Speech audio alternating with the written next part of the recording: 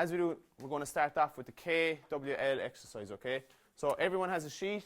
I want you to take out a K, W, and L.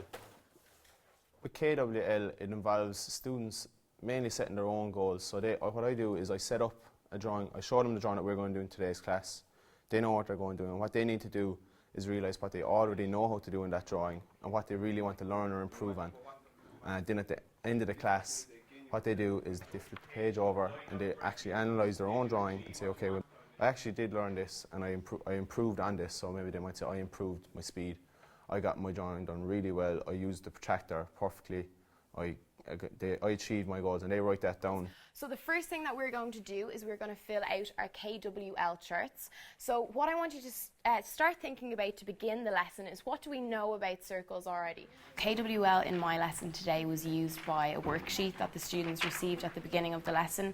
The students were encouraged to fill out the worksheet for the K section and for the W section, so what they have previous knowledge of and what they would like to learn. That was at the beginning of the lesson, and then throughout the lesson and at the end of the lesson they were encouraged to fill in what they have learnt. In general, I would ask them to fill that in at the end, but sometimes if a eureka moment happens and something, comes in and they're like, oh, I've learned something new today, they can also add it during the lesson. So what I want everyone to do, I want everyone just to finish up their drawing, and I want you to turn around, so you're going to flip the page back over to your K, W, and L. So I need everyone to put their pencils down. First of all, I think that the KWL is good because it really makes you think about what you're learning about. At the start you're thinking, what do you know about it and what you might want to learn, and when after the lesson you think, you think about what you learned.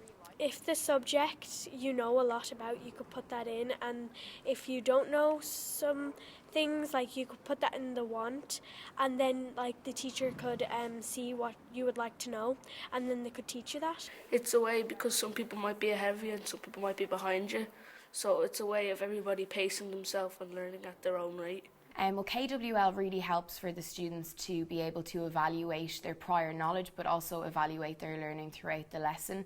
They're certainly being, curious learners. They're thinking outside the box, what things can I learn today, or what questions can I ask my teacher? Within KWL, sometimes it encourages group discussion, so they're communicating and they're, finding out pieces of information from friends at their table or in the classroom. And I think obviously in the maths classroom, we don't always focus on literacy, but I think KWL is an excellent way of getting that literacy element into our lessons. So the students are certainly working on their literacy skills throughout the lesson also. Okay, now what I want you to do, like the same in every other class, I need you to take a picture of your own drawing that you've done. I need you to take a picture of your KWL and upload them onto Schoology. So as you can see here, all the students have uploaded their different their projects. So this is the question that we've done into today's class. So straight away I can get a good overview of how they got on in the class. Then I can go back on and I can see the KWL. With this student I can see that he actually already said he knew how to do that before the class started.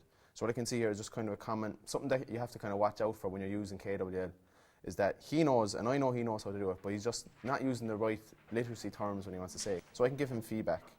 So I can just write in here and say, okay, circle how you want to use different lines. And he said he already knew how to do that. So what he really should have done, I can put in a note. So I can write in what changed from the start to the finish. I'm not going to tell him that he's now improved this. I want him to see, at the start I knew how to do it, but now I can actually do it much better. Being able to look at the questions that the students had about the topic informs me for my next lesson of where the learning is going to go. It certainly gives me an idea of the things that the students are interested in, and I can incorporate that in follow-up lessons as to where we're going to go next.